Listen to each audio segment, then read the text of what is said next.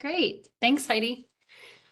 Good morning. My name is Marcia Riss. Many of you know me from a couple of my previous roles here at the state, first as one of the SSIS subject matter experts and later as the SSIS change and engagement consultant. And I had coordinated a couple of those pilots for a couple of years. But today I'm here in my new role as the SSIS CCWIS modernization data manager. Before we begin, a quick grounding point for everyone. CCWIS stands for the Comprehensive Child Welfare Information System. So this is the name of the federal requirements our future system must comply with. We don't yet have the official name of the new system. So throughout today, you may hear us refer to it simply as the CCWIS system or the new system, kind of interchangeably. Ultimately, we'll have a brand new name for the brand new system. We just don't have that as of yet. So that's why you keep hearing CCWIS a lot. The purpose of today's session is to kick off the statewide SSIS data cleanup work needed ahead of transition. So to help frame what's ahead, we're going to cover three main areas: what agencies can expect as cleanup efforts begin, including what this means for day-to-day work, which cleanup areas we're focusing on first and why those priorities matter for conversion, and how this work will build over time so that agencies can plan for both early efforts and later phases of readiness. Many of you already use the SSIS tools and practices that support strong data quality, and today we're going to highlight where those fit into the cleanup work that will begin today. Next slide, please. Before we get into what data will be converted, we want to first highlight why cleanup is such a critical step and why we need to start this early. Preparing SSIS data now helps agencies avoid challenges later in the conversion process. So clean and complete data will give our new system a strong foundation to work from and reduces the chances of us hitting avoidable and time-intensive roadblocks during that conversion and implementation. We also want to minimize the risk of data becoming unusable or unstable or failing to convert because of missing or inconsistent information or structural issues. Early cleanup increases the likelihood that key historical information comes across fully and accurately. And finally, this isn't just about conversion. Strong data quality in SSIS today supports your agency's ongoing reporting, audits, and program performance data today. And those benefits will carry forward into a new system as well. Next slide. Thanks. So let's talk a little about what types of information are expected to move. So our focus is on the data that agencies rely on for child welfare operations, reporting, and maintaining continuity of cases. So these core areas are the ones that we expect to come forward so that workers can pick up their work in the new system with the history that they need. So some older fields, optional data, or items that don't align with the new system structure may not transfer because they no longer serve a function or purpose in the modern system. In addition, some records may need attention to convert smoothly. So for example, uncleared clients are of particular concern, and all agencies ensuring that they have tackled any clearing backlogs will be especially important prior to conversion. When a client hasn't been cleared to the state, or the Swindex you may hear, the system may not be able to confidently link the correct data from SSIS to the new system. Cleanup in such areas as this increases the likelihood that your data transfers cleanly and in a way that preserves the full history. Good cleanup now improves the completeness and accuracy of what comes forward into our new system later and limits the amount of time you'll need to focus on cleanup later when you're likely going to be busy learning a brand new system and that whole new structure. Next slide. So let's spend a minute on what this means for agencies and what roles are involved. So first, we know SSIS coordinators and mentors are often those point people for SSIS data knowledge at their agencies, and your engagement in this process is of course essential. Successful cleanup requires involvement though at many levels in each agency. So this will certainly include those SSIS coordinators and mentors, but may also include others like supervisors, program leadership, and support staff, or others at your agency.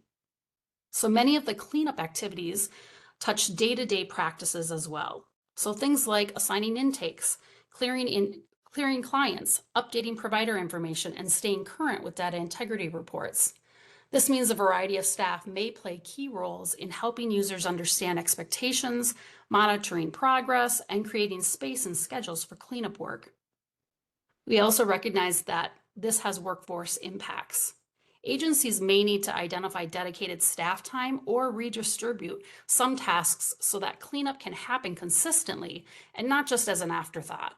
Starting now, even with small, steady steps, will help agencies be in a much stronger position as we get closer to conversion. A little more about cleanup priorities and how we're approaching the sequencing. So the goal is to help agencies understand where to begin and what needs to be tackled, as well as in what order. So some things will take more time and effort and have higher importance. Those are the things that we'll start with, such as the clearing log backlogs, and intakes needing action. These priorities are not chosen at random. They're really based on the areas that we expect to have the biggest impact on the conversion process and on day-to-day data quality and on federal and state reporting requirements. Many of them also address long-standing data integrity issues that already exist today. As we walk through the statewide cleanup efforts plan, think about what this sequencing might look like in your agency. Where does your agency stand on each of these? Are there backlogs to consider? Do you have current plans or processes in place that are already well established and consistent? The goal of starting early is to help ensure cleanup work and planning can become manageable and intentional rather than reactive or last minute. And for that to work, efforts need to begin today. So now we're going to switch gears just a little bit and talk in a little more detail about some of the initial data cleanup efforts agencies should start working on and the tools available to them. And with that, I'm going to hand this off to Andrea. Next slide, please. Hi, my name is Andrea Bloom, and I am the SSIS admin SME for DCYF. So as Marcia said, some of the stuff that we're going to be working on, our cleanup priorities are the clearing log and intakes needing action. Both will be essential for how the data will move into the new system. SSIS does provide tools to pinpoint where work is needed. Both the clearing log and the intakes needing action search should be checked on a regular basis.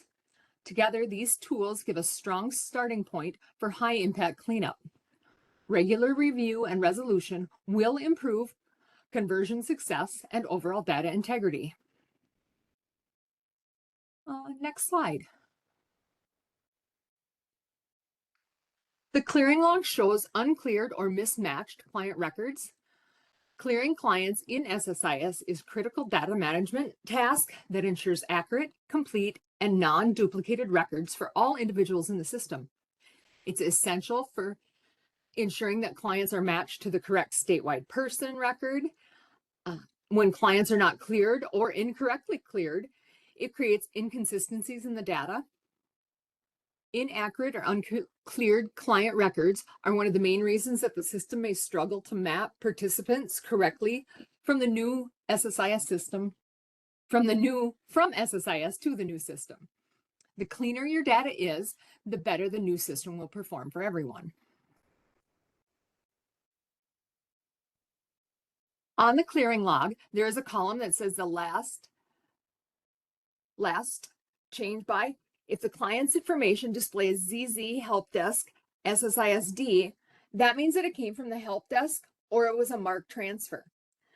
These records must be reviewed, investigated, and cleared just like any other record. Do not leave them on the clearing log. Clearing ensures client information is uploaded to Swindex and available to all other agencies. If not cleared, other agencies may be unable to locate or merge an existing client. Reconciliation occurs when state and agency data differ. The reconcile option appears when certain updates are made in a system like Maxis or MMIS. Users can compare the data and accept or reject the changes. Rejected changes and discrepancies, especially in Social Security numbers, should be followed up on with the appropriate agency or system. All right. All agencies handle clearing differently. It's important to know who's responsible for clearing at your agency. Some agencies, it's office support, some it's case aides, other it might be the caseworkers themselves. It is also important to understand how often clearing is completed. Ideally, individuals should not remain on the clearing log for more than 30 days. When completing the clearing process, it's important to ensure that the information entered is both detailed and accurate. On this slide, I put some reference documentation that has some tips about clearing and how to, and some frequently asked questions. Next slide. So this pie chart shows all unclear clients as of mid-March. There was approximately 29,000 statewide.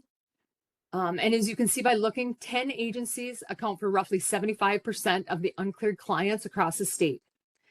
Some agencies are larger and do have higher numbers, and that was expected. But the top 10 are not simply the 10 largest agencies in the state either. This isn't about assuming blame. Agencies vary in population, staffing, workflows, and so unevenness is expected. However, this is a baseline that can help you focus on where it matters most. Starting now through modernization, we will monitor statewide clearing activity monthly. The top 15 agencies with the largest uncleared client loads will receive targeted support, which could include workflow coaching, backlog strategy recommendations, and clearing education. So think of this as a starting point. If your agency has clients on the clearing log, set a goal of reducing it by 50%. That's achievable and it can be easily measured. Questions? Andrew, we've got some questions in chat. I'm just gonna go through those, if that's okay. Yeah. Marcia, are you on? Yep. Go Okay. ahead. Okay, so our first question from Joanne is, what about individuals that need to be reconciled? So I'm not sure what the question is. Joanne, can you say more on that? I mean, certainly we still, if they're on the reconcile list, they should be reconciled. I'm not sure what the question is. I wonder if it's related to, I think I saw a question lower down. At one time, it says from Deb, right? Where it says, at one time, we're told to leave clients on the reconciliation list that are living as the opposite gender of their birth. Is that still true? And I'm not positive on that. Shauna, do you know anything about that, or I can check into that? I don't recall that one. I have never heard of that at all. Yeah, it wasn't something I was familiar with either, but I can check into that, Deb, and we can follow up on that particular question. Another question is from Bonnie is, what about clients who have no date of birth and have been on there a long time and we have no way of finding the info? So, oh, go ahead, Andrea, if you wanted to answer. Nope, you're good. Okay. So, Bonnie, the way I would always look at that is if that person has no open work groups, so nobody's working with them, it's time to go ahead and clear them. If they're still open with somebody, so somebody has an opportunity, somebody may have an opportunity, right, still to gather more information that might help with clearing, then it might be time, if it's over 30 days, to be reaching out to a worker and asking, hey, do you have, is this something that you can get more information so we can get what we need to clear them? But if they're already closed out to all intakes and work groups, then you really aren't expecting to gather any more information, at least at this point, and you should still clear them. You might not be able to merge them to anything because you don't have enough information, but you should still clear them. By not having them cleared, other agencies aren't able to see that information, and so they're not able to merge their stuff if they have matching stuff to yours either. So clearing is a process of making sure that that information is being able to be seen by everybody so that when people do have things to merge, they can merge them. Marcia, just to add off onto that too, Yeah. I think when I've worked with people on clearing, I have heard that some agencies don't clear if there is not a birth date. But the problem with that is if you're working on an AP and you've got a something at, I always cleared if there wasn't a birth date, kind of like what you were saying. You know, if there's nothing we're going to be able to find, at least having the estimated birth date in there at least is something that if we get something else that we might be able to find them. Yes. Yep. I 100% agree. If you're not clearing, and again, you may not have enough information to merge it, but you should still be clearing them. If they're closed out to everything else and you're not going to be able to get a date of birth, you should still be clearing that person. They shouldn't just sit on your clearing log forever. That's not helpful to anybody. Our next comment is from Lori. What about cleanup from Maxis MMIS incorrect information? What about Mark and their incorrect information? What about inconsistencies between counties? So I think she kind of talked a little bit about that. So that's part of like the reconcile information. So like if you're rejecting something that's coming over from say Maxis, right? And you're saying, oh, that's incorrect. Then you should be following up with the Maxis worker to get that corrected, or following up with another agency if that's coming from another agency to get that corrected. But don't accept it, obviously, if it's not correct. So it's all about making sure that you're following through with those and making sure that information is getting corrected if you're aware of it. I think we also have had some discussions, just because with the help desk, we're aware of these issues. And Mhm. so working with Marcia, we've talked about some of these. One of the biggest ones are PMI numbers and having multiple Yes. PMIs. So there is some issues that we're aware of, and the modernization team is very aware of it. Mhm. Um, Next question. Barb asked, why are we not able to add the PMI numbers when we open an intake? This would make so much more sense if we could enter at the time of opening an intake so we don't have to go through the hassle of clearing and unclearing clients that are not showing up. Just to kind of give a little bit of a history for that from the help desk, when we push a PMI, that sometimes is not available. So with medical assistance, you know, with families and children, they can go back up to, I think it was 3 months. It's been a long time since I was a financial worker. So if they've entered the person into MMIS right now, like today, April 21st, that PMI is not available for us to even push because it's brand new made this month. It won't be available for us for next month. So the one thing is if you do see that somebody has a PMI number, email the help desk to see if it's available. We can tell you no, it's not available till next month, or we can push it and then you can clear it at that time. So do ask the help desk for those.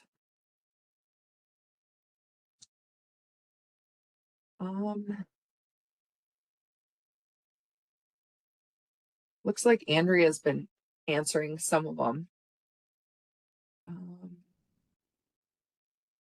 We've got a question from Jody. How far back should we clean up the unassigned intake log? Most of our APS due to electronic transfer from Mark and not having a worker assigned. We have a fix going forward. So we're going to actually talk about unassigned intakes logs in a little bit, Jody. So maybe we can circle back to that question after that, if that's okay. And then, so that's where it looks like we've got a few intakes needing action. So we'll hold those. Are we supposed to clear when we are missing information? An example, a last name. So again, it really you're gonna look at, are we going to get any more information? That's kind of the first thing I would always like. Are they still open with someone? Is there still possibility of gathering more information? Can I check with the worker who's working that intake or assessment or wherever it may be? So you're going to start with that to determine, are we going to have more information? Because I would wait myself if I didn't have a last name, if somebody is still could possibly gather that information, right? If everything's closed and you never got a last name and there's no other identifying information to help you get to figure out what the last name was, then yeah, you're still going to clear that information. We still need to clear. Now, again, you're not going to be able to merge that likely, right? You probably don't have enough. If you don't even have a last name, I'm guessing you likely don't have enough information to merge it to something else, but we still want everything to be cleared eventually, right? It's not necessarily going to be cleared right off the bat. You want to give yourself time to make sure you can gather the information for clearing, for adequate and a good job clearing. But yeah, everything's going to need to be cleared. It's not going to convert and move over to the new system if they're not cleared. So clearing is a really important piece that really everything should be cleared at some point. And I just want to add to that, the one thing that we are very lucky at the help desk between Annie, Luann, and I, we have extensive experience clearing when we were at the agency. So let's say you have one where you're just like, I'm not sure if I should clear this, or I'm not sure how this should work. Please email us. We've done some one-on-one working through the clearing log on some weird questions that you may have.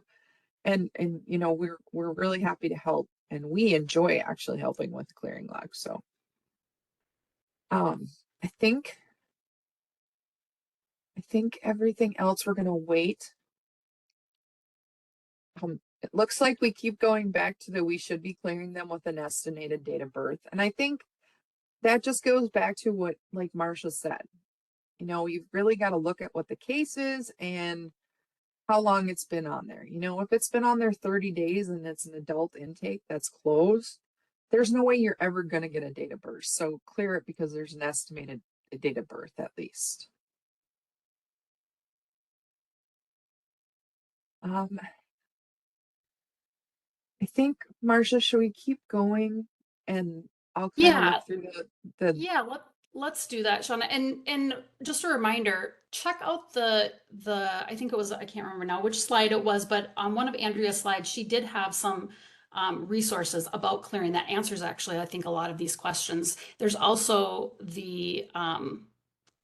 I think it's an e-learning that was linked on there as well. So check those things out and contact the help desk. I don't want to take up too much time just with clearing. That's one piece of what we're talking about today, but also contact the help desk if you are running into trouble. Like Shauna said, there's a lot of experience there and we can point you in the right direction as well if there's questions. So, but yeah, I think we need to move on. Thank you. And if we haven't answered the question that you've asked, I'm gonna start keeping a list. So don't.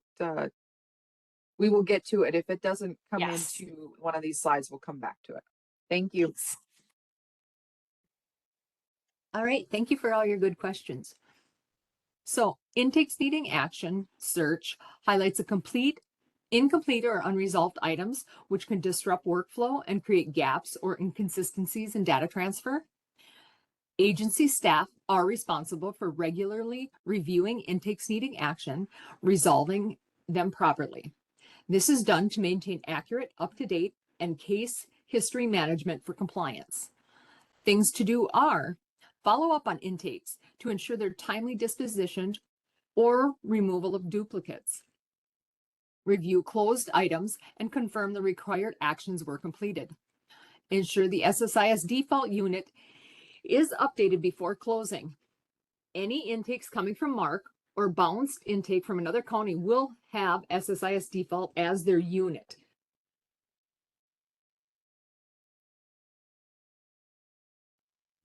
To help ensure that nothing has been missed during the review of intakes needing action, it is recommended to set the include open intakes field to yes, and the include intakes for field for 14 days or more. This is the settings that we use when we pull the intakes needing action numbers. If you want to focus on a shorter time, you can go ahead and adjust that.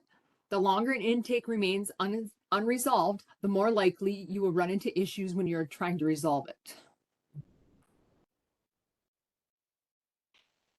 It is essential that each agency choose staff to consistently review or monitor the intakes needing action log.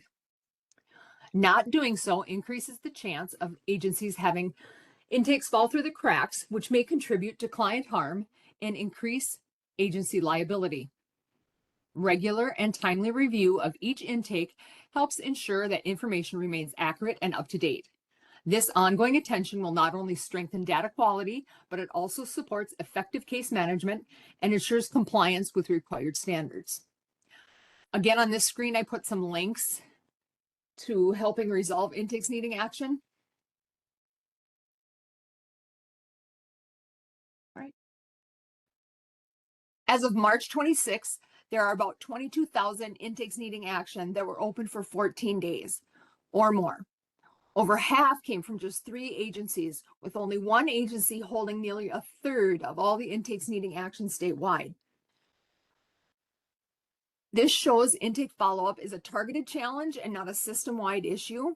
Like clearing, the focus for intakes needing action is not on comparing agencies, but identifying workflow delays and partnering to reduce these backlogs. Again, the top 15 agencies will receive an email and possibly targeted support. Again, if your agency has intakes needing action, set a goal of reducing them by 50% by, say, the first of the year. That would be a great start. And then we want to thank the following agencies, all of which, when we were reviewing at the end of March, had the least number of both unclear clients and intakes needing action. So congratulations to those listed.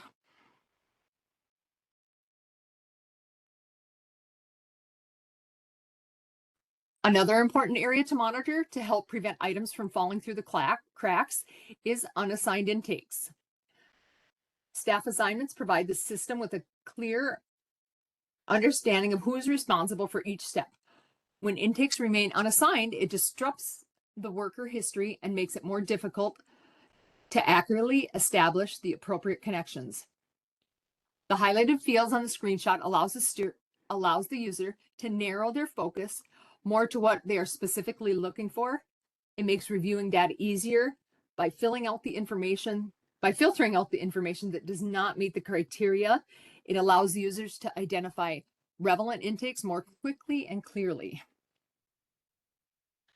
Any unassigned intakes should be reviewed, then either assigned or closed. Intakes should not remain open for long periods of time and on the intake log. It should not be used as a tracking system. And the unassigned workgroup search is located under the workgroup search menu. When you select unassigned workgroup search, it functions similarly to the unassigned intake search. You can choose criteria from the drop-down menus or leave them blank to perform a broader search. As with the unassigned intakes, any unassigned work groups should be reviewed and either assigned or closed.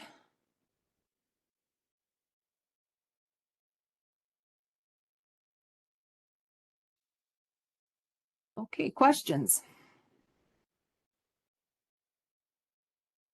I'm just going to go back to just a few questions that were maybe earlier for the log. How far back should we, this is from Jody Thomas, how far back should we clean up the unassigned intake log? Most are APS due to electronic transfer from Mark and are not having a primary worker assigned. We have a plan to fix this going forward. I think like as far back we need it to be empty is our greatest goal. Would Marcia and Andrea agree? Yep. Correct.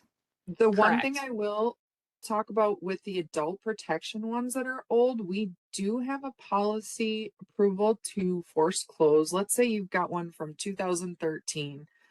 You have no idea what happened. The worker is no longer with your agency. We can force close those. The only thing that adult protection has asked is we close it the date that we are actually closing it.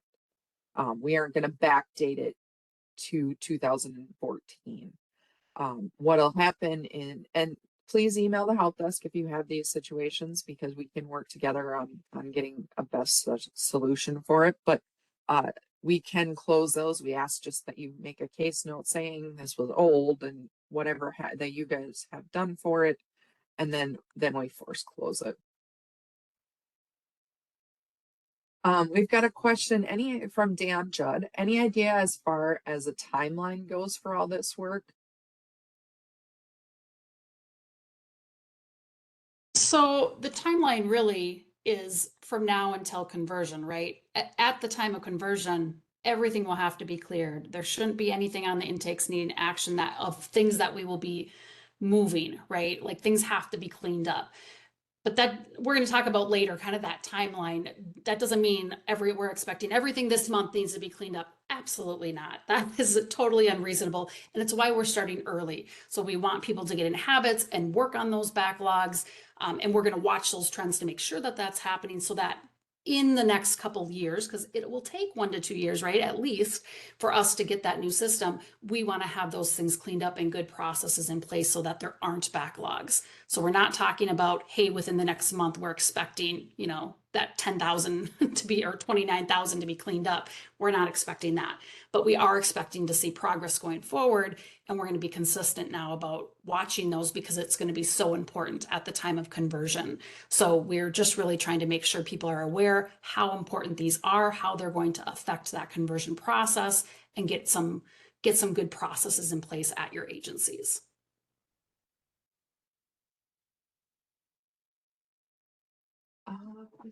I think we've been answering some of these. Is the intakes needing, this is from Jesse, is the intakes needing review just for the child welfare protection cases or for all cases? Can you say that again, Shauna? Sorry, I missed some of The that. intakes needing action, or the intakes needing review just for the child welfare protection? I think it's asking, does it matter what the program is that the person is on the intakes needing action log? I would say they really all should be cleaned. I mean, yes, depending on what the scope ends up being exactly, which we're not 100% sure what all will be moved and what won't.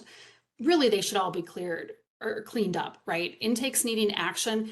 Remember, that's a liability issue. If you have things sitting on that intakes needing action and then something comes in down the road, that could be a liability issue. Like you knew something and you never took care of that back then. It was just sitting open, never really dispositioned and decisions made. Those things are not meant to be staying open. That's meant to be a place to pull in an intake, screen it, and disposition it. Make a decision. Are we opening? Are we screening out? It's not meant to be a holding ground. So all is the answer. I would be cleaning all of those up, and we'll be looking at all of those. I think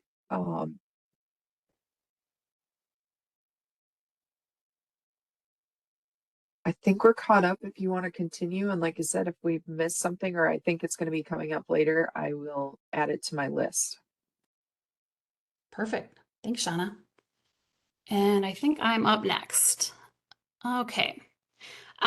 So keeping user access as well as staff and unit workgroup assignments accurate in SSIS is also essential.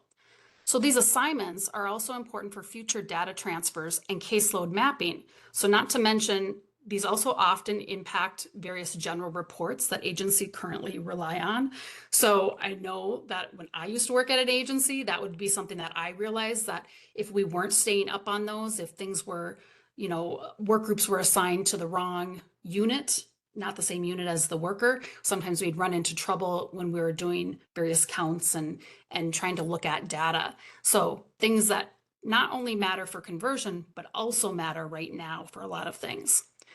So there are two main SSIS tools to help with some of these. So the user search grid within admin can be used to help identify users that have not been active in SSIS for long periods. And the My Caseload and Others Caseload grids can come in handy for spotting staff or unit misassigned work groups. So we're going to walk through how each of these can be used on the next couple of slides. Staff assigned to manage these tasks might look at partnering with maybe their agency HR contacts on staffing updates, or by designating someone to regularly review caseload and assignment accuracy, ideally at least quarterly. Next slide. So, inactive users. Agency SSIS administrators should really regularly be reviewing those SSIS user access to make sure that anyone who no longer works at the agency or no longer needs SSIS access is inactivated promptly. The frequency, of course, is going to vary by agency size, but even smaller agencies benefit from doing regular reviews to confirm that everyone with access is still who needs access, right? To review, you can start in the user search grid with SSIS administration, within SSIS administration. So that's what I have a screenshot of here. So I'm going to kind of talk through how to do this. But if you need help, of course, you can contact the SSIS help desk and we can walk you through this as well. So first, you can increase those max results if you need to, so that the grid returns all of your active users. So if you see right there at the top, it says max results. I set it to 5,000. I believe the default is 500. If you're not sure if you need more or less than the 500, you can always add a footer onto the grid with a count to see if you're viewing the max amount. If you're viewing the max amount, you know, if it says you're viewing 500, then you should be upping it to make sure that you're not missing some of them. So make sure that you're choosing to have the active workers only box checked, then run the search. This keeps anyone with no temporary role and a role of none from appearing in the list. Next, open the column chooser, which is at the left of the headers, and add the days since last logon and the last logon date columns to your grid. From here, different agencies may handle filtering a little differently, all depending on whether you're consistently using the employee type field and how you usually enter and inactivate users. So every agency is going to be a little different. A lot of agencies do this the same, so I'm going to kind of describe it in that fashion, but you may need to kind of play around a little bit to have a good understanding of, well, what is your agency doing so that you can figure out what is it that you want to look at to make sure that you're looking at the right things in this grid. And again, like I said, call the help desk if you need some help figuring that out. We might have to get a little information about what your practices are. So if your agency does consistently use the employee type field, you can use that column's auto filter to filter out those that have a blank and those that have a state employee entry in this column. This leaves you with only staff that your agency granted access to. Remember, to add an auto filter to any column, that's all you have to do is right click on a header and add the auto filter from the grid's option, from the grid options view menu. In the example shown on the slide, so the top example, I filtered out blanks and state employee from the employee type column and then used the days since last logon column to filter for users who haven't logged on for 60 days or more. I also reviewed those that had blanks in the days since last logon because those represent users who either have never logged on or who simply haven't logged on using Azure since the field was added back in 2025. So when a user shows no logon activity for 60 days or more, administrators should really follow up with the person's supervisor or whomever is appropriate at your agency to confirm whether access is still needed or not. If access should be removed, be sure to double check to make sure that the worker has no assigned work groups that need reassignment before you inactivate that account. And for ongoing maintenance, a good recommendation is completing this review about quarterly.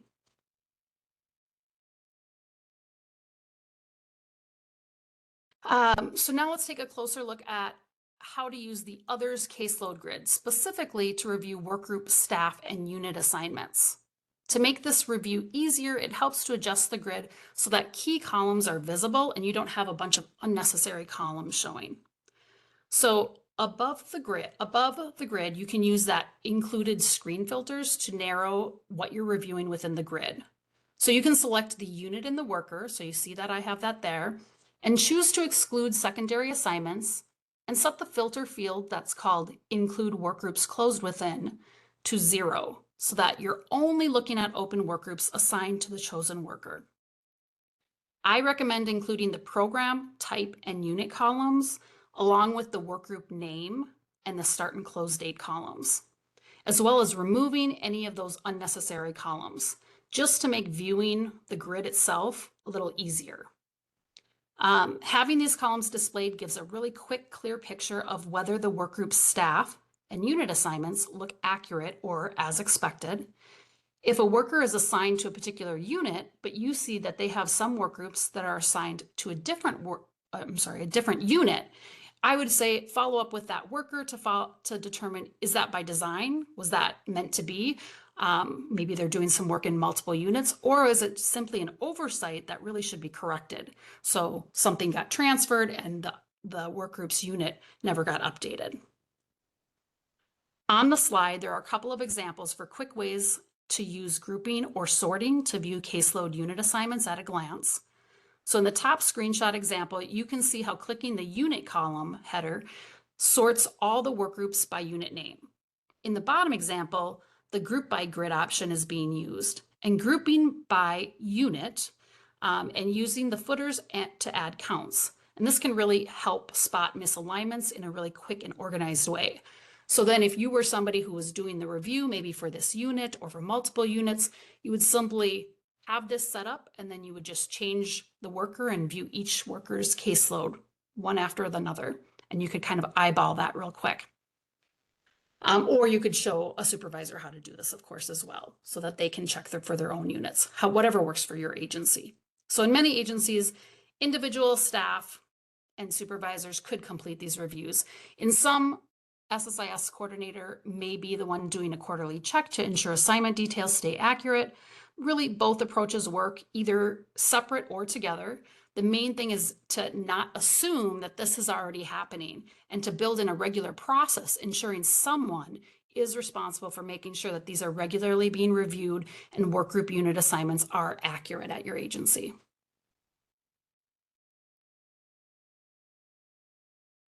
Okay, now that we've gone over how to identify workgroups with incorrect unit or staff assignments, this slide shows how to correct that unit assignment.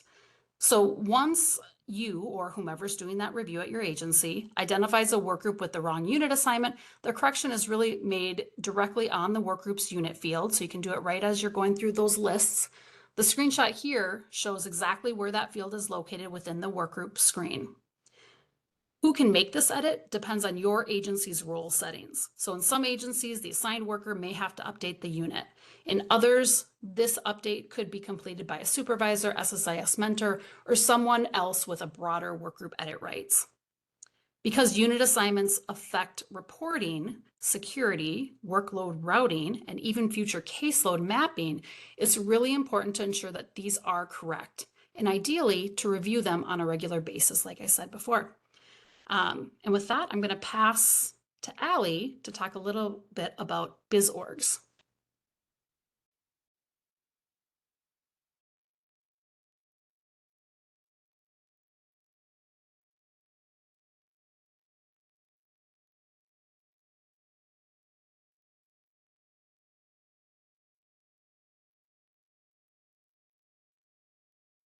Allie, if you're talking, check your mute.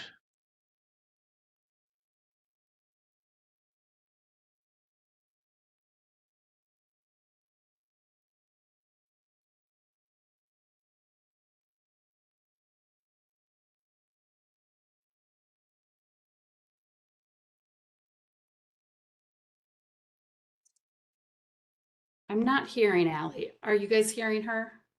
I wonder if she's having a I am not, problem. Marcia. Okay. Oh, I so, see it. Go ahead. So in this system area, we're focusing on provider data and BizOrg records, in which SSIS are closely related. Both areas directly impact placements, licensing, fiscal work, and the overall accuracy information that will move into the new system. One of the big issues we see today is missing or outdated provider information, things like physical location, contact details, or license status. These inconsistencies can make a provider look invalid, or they can prevent placements from being entered being interpreted correctly during the conversion. Ensuring that providers have complete, accurate, and current information helps the system correctly display whether a child is or has been placed, and whether that provider was appropriately licensed at the time. When these entries are incomplete or outdated, they cause confusion not only on day-to-day work, but also during conversion when the system tries to map historical placement and licensing information. Clean BizOrgs and provider records now reduce the risk of mismatches, invalid placements, or incomplete transfer of provider history. Agencies already have some tools for this work, which we will go through next, including provider search, licensing reports, and BizOrg physical location data quality report.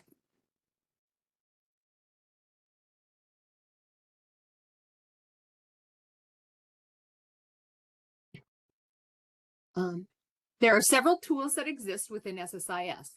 The BizOrg provider search can be helpful for tools for agencies to assist with completing a thorough search to avoid duplicate provider BizOrg entries.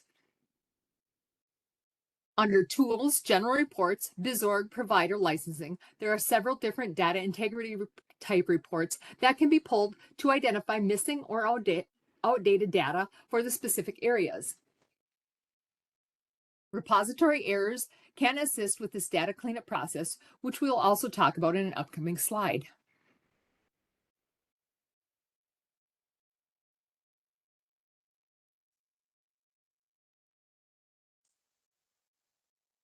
Another helpful tool on the BizOrg provider search screen is the option to click Include Only Business Organizations that have missing AFGARD's ESCA information. This can assist agencies in identifying any critical information necessary for federal reporting.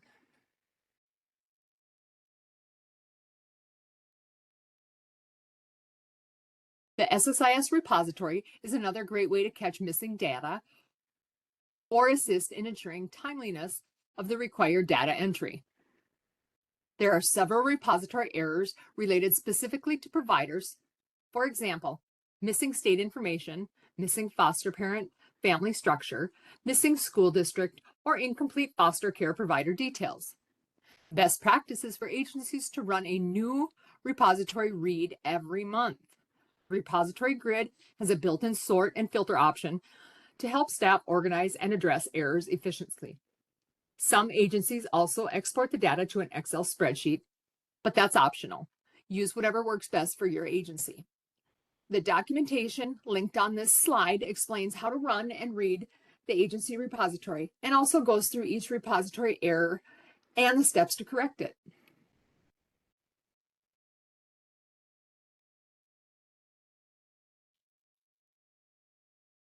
Allie, are you back?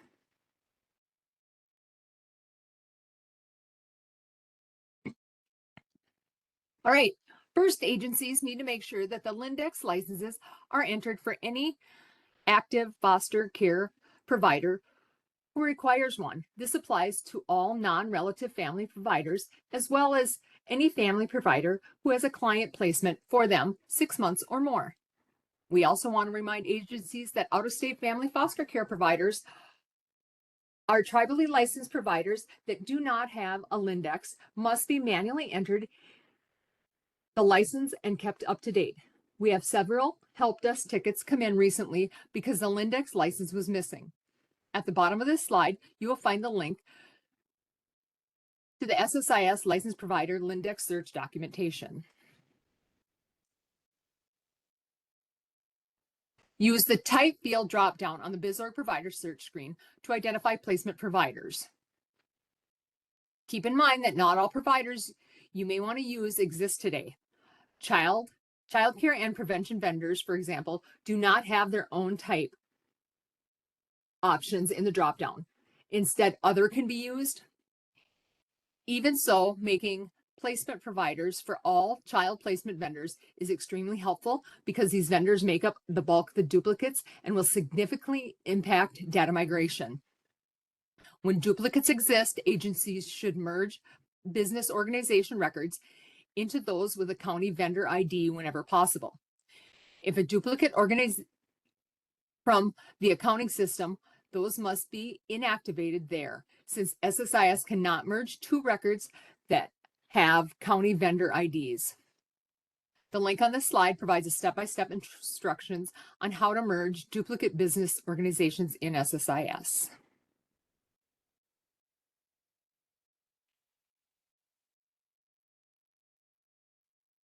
Agency supervisors and staff can support data cleanup efforts by establishing regular routines, coordinating between licensing and casework staff, and ensuring that some of your agency is consistently monitoring provider data. Regular attention to these areas goes a long way toward improving conversion success and reducing avoidable issues later. Some quick tips are ensure monthly and quarterly BizOrg reviews utilizing the tools previously mentioned, ensure licensing staff and casework communicate updates timely, assign consistent staff responsibility for maintaining the provider and BizOrg data, and review existing provider information. And now I'll pass it to Marsha.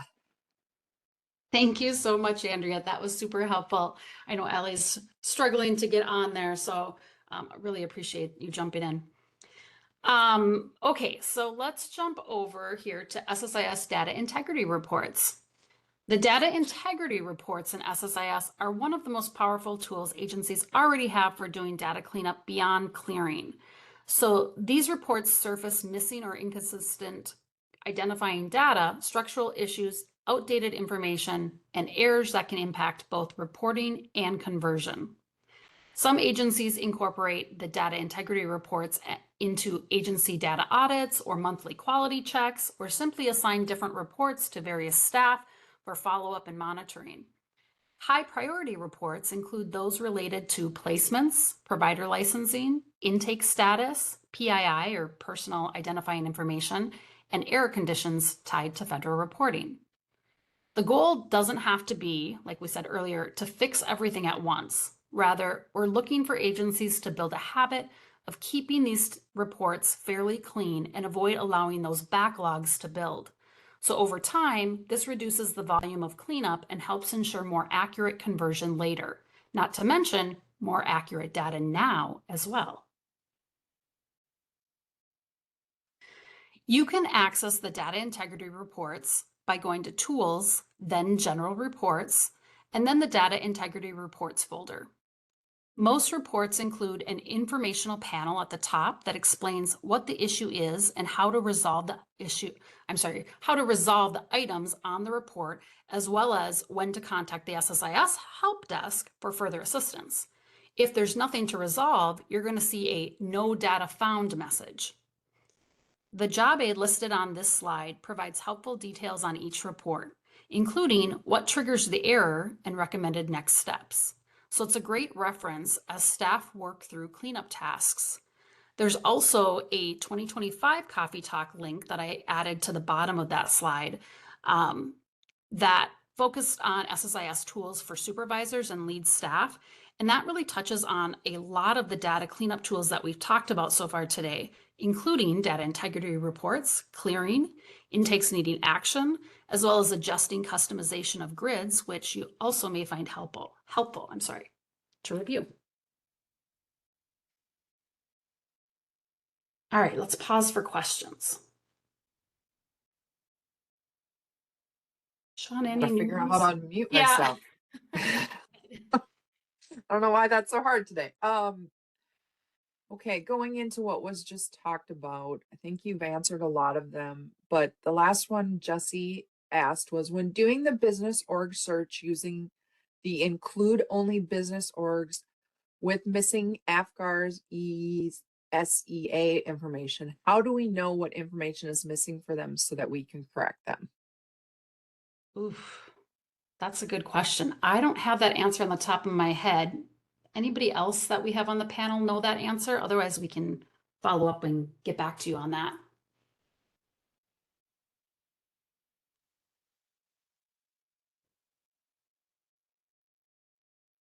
A big way, and I should say, I'm not as familiar with the BizOrgs, but I do know repository, and repository picks up a lot of those particular AFCARs and ESEA errors. So if you're running your repository, you should also be catching those. But we can follow up to figure out how that particular function works, since it doesn't sound like anybody has that answer right off the top of our head. Good question. Andrea says, I would like a follow-up question on that. Just let us know, Andrea, what your follow-up question is, and I'll add it to my list. Lori asked, when a BizOrg is known by a certain name and their federal tax ID shows that name, but they say they have changed their name to a new name, should we change their name in SSIS or leave it as the old one? Lori, that might be best if you want to send that in to the help desk, and then we can get it to the fiscal SMEs. I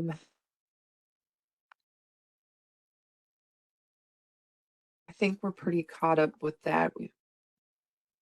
Some of these other questions, I think we'll wait till the end. So I think we're good to go onward. All right. Okay. This slide gives a high-level overview of how the data cleanup work will unfold over time and shows the overall pacing and what to expect as we move toward a new system. So like we said, cleanup begins now with early foundational efforts such as cleaning up of the backlogs for clearing and intakes needing action and all the other things that we've talked about. These transitions into more focused work as we get closer to conversion, and eventually moves into a stage where agencies are simply maintaining strong data practices over time. This phased approach is designed to keep the workload more manageable and avoid last-minute added pressures, and really help everyone stay aligned.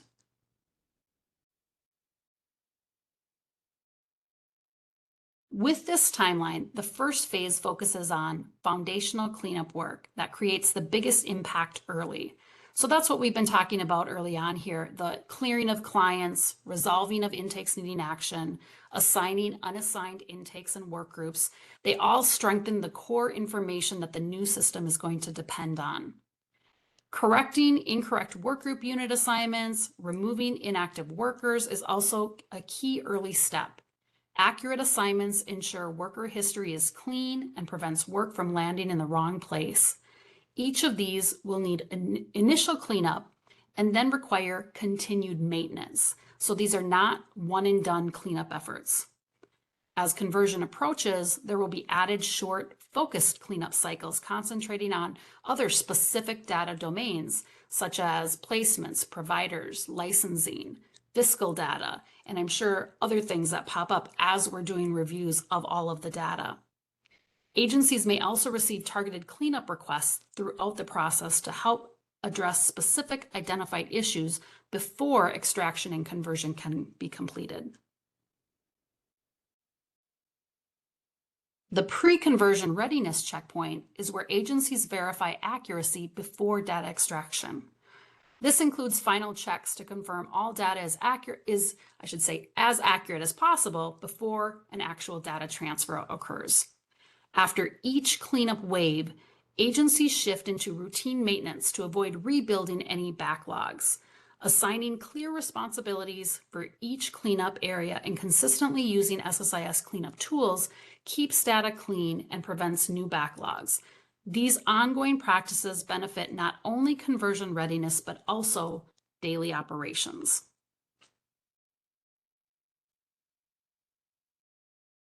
So we also want to highlight the tools and supports that agencies can rely on throughout the cleanup process.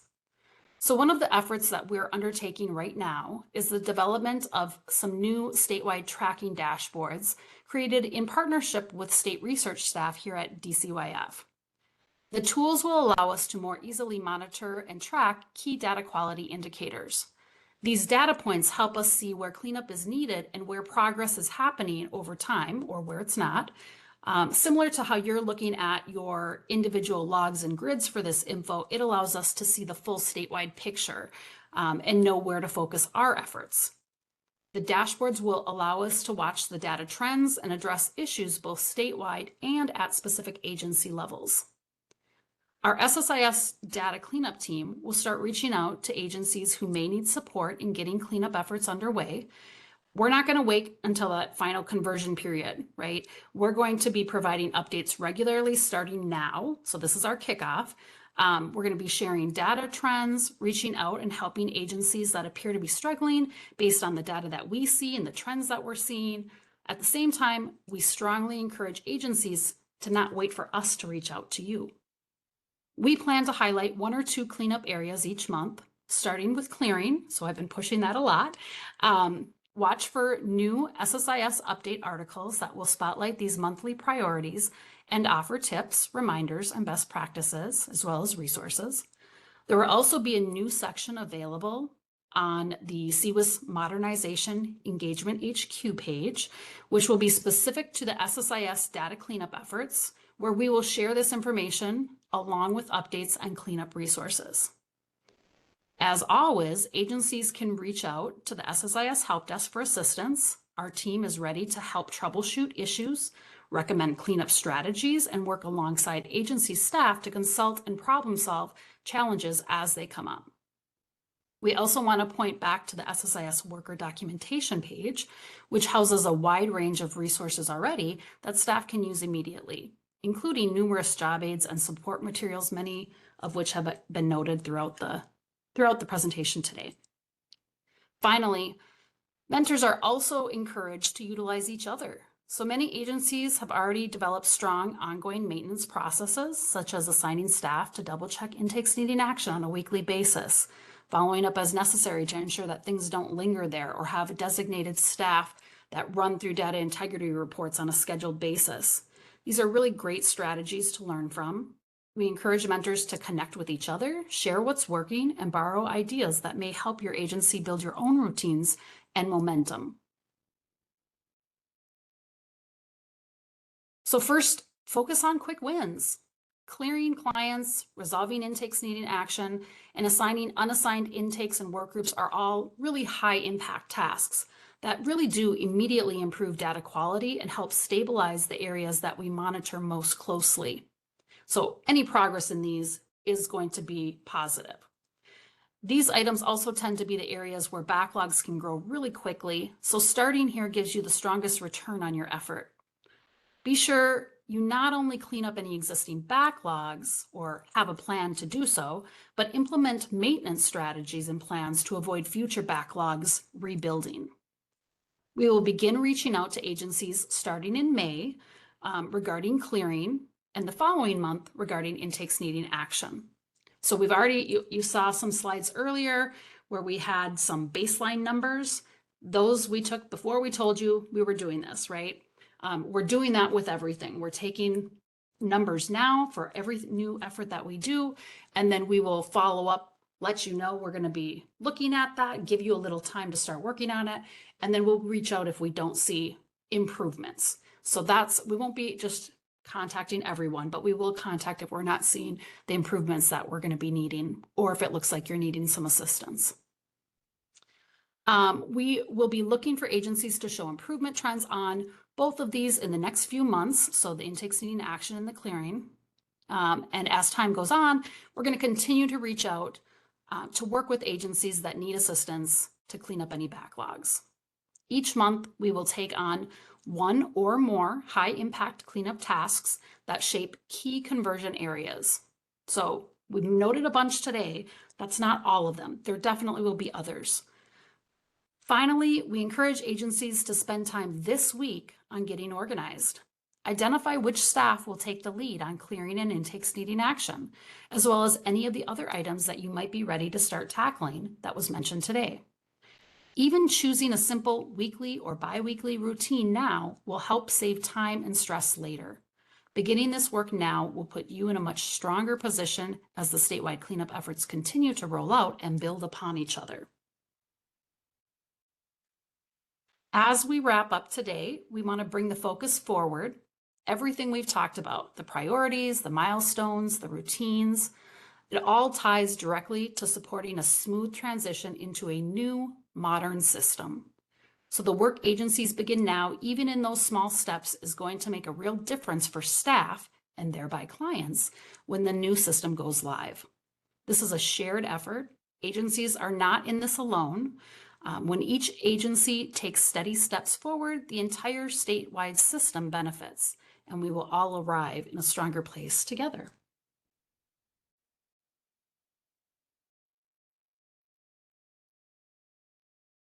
Questions?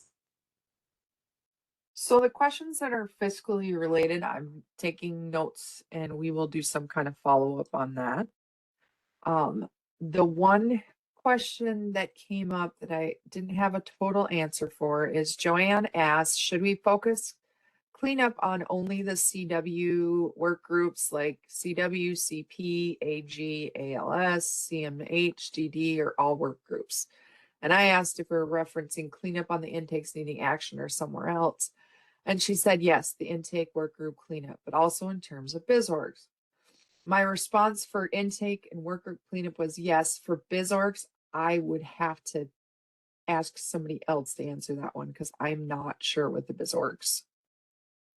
Yeah, and I wonder, I don't know if our fiscal folks can speak to this. The hard thing is I don't know that the scope for everything is 100% hard set. I know that they've added a few things over time. I would say for sure anything related to child welfare, placement, any of those things, that should be, when we're talking about BizOrgs, that's the top. Any of the child foster care, child care licensing, all of those types of things, BizOrgs, they need to be cleaned up. The others, of course, good practice would be that they'd all be cleaned up, but I would just say at this point, start with the child welfare related ones. You know, it's always possible that the scope gets widened and we have, you know, everything's included. I mean, I don't know what's going to happen in the end. What everything's going to be included for certain yet. So it's better to be prepared and clean up that data. It's also helpful for you now. But ultimately, when it comes to BizOrgs, I would say start at least with all of the child welfare related BizOrgs. Sorry, I don't have a perfect answer for that one. The next question that we have is for Jody Thomas. And she asked, is there a report or any tips for finding duplicate cases? Just to clarify, are you looking duplicate intakes, work groups, cases? Can you explain more of Or what you're- BizOrgs. I'm Yes. wondering if you're talking about BizOrgs.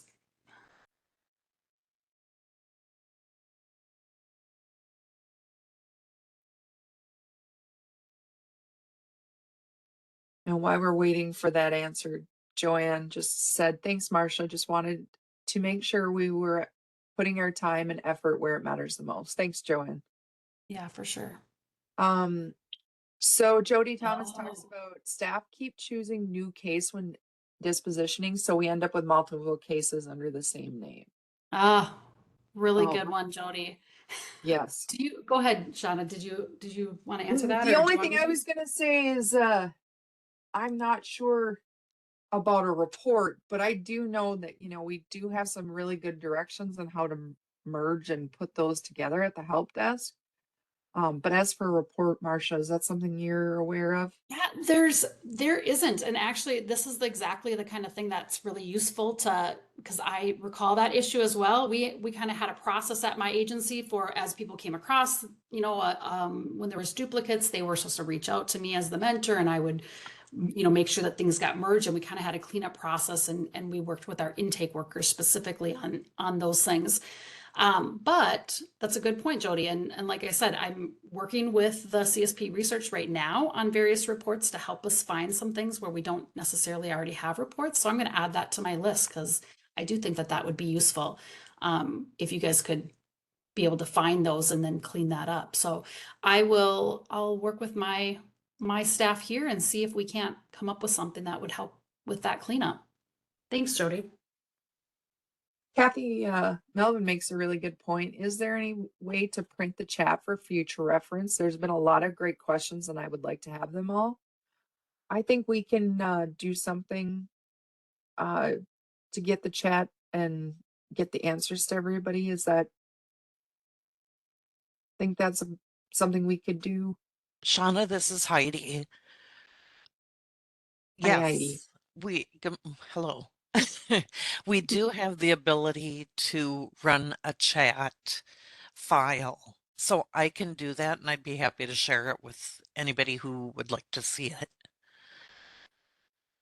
Looks like we've got a few people saying they would like it. So Okay, I'll just send it out to the group. perfect. Thank you, Heidi. You're welcome.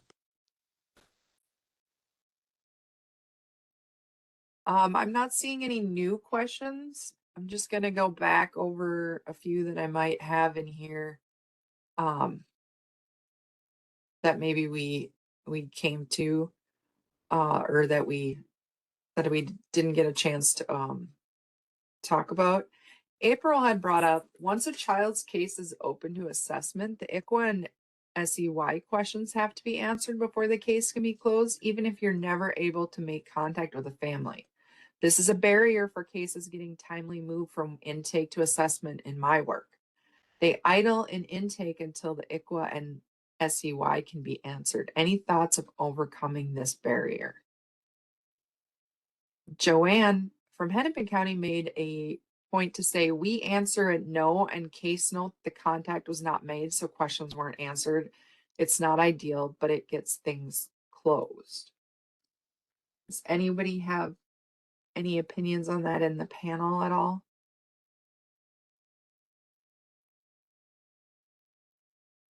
I think my agency did the same as what Joanne's saying. We would say no, like when no inquiry was made with each, person that it's required for. So I think we ultimately, you're just still answering the questions based on the information that you have and who you were or were not able to reach out to. So yeah, not perfect, but I think you still have to do them. Another question from earlier was from Jessica. I may have missed this part, but what about intakes needing actions that still show up but are closed? It's a good question, Jessica. One of the ones that we see at the help desk a lot is that you're referring it to another Yeah. work group. And so they still show up on the intakes needing action because it's not actually referred. Yeah. So those are important to look at. And if you need help with those, just send them into the help desk. We have great experience with that too, that one of us can work through it with you. Yeah, it might be a training issue with your staff, I would say then as well. So if people are, say they're going to refer something or they're going to open to assessment or open to case management, and they don't do that from that intake, then it's going to remain on there because it thinks you didn't finish the actions you said you were going to take. So if you don't actually take care of those actions, and that's why it's so important to be following up on that regularly, because the longer you go, let's say you said you were going to refer something, but now you never referred it, and now the item you were going to refer to is long closed, you're not going to be able to refer that to now, right? So then you have to make other decisions. So it's really important to catch those things right away when people are saying, hey, I'm going to take this action, and then they don't do it. You want to catch that early on. It might just be a little education of your intake workers to make sure that they know how to handle those correctly. They're not just going over and opening a new work group, elsewhere. The other thing I'll add to that is what I see at the help desk a lot is, you've had multiple intakes over days, and I'm Mhm. guessing the one intake got missed. Yeah. And so you go back later and you try to refer it. Well, the problem is you've already made the decision in the work group, so it can't refer anymore. Yeah. Yeah. So those are data fixes that we have to work through if you have that instance.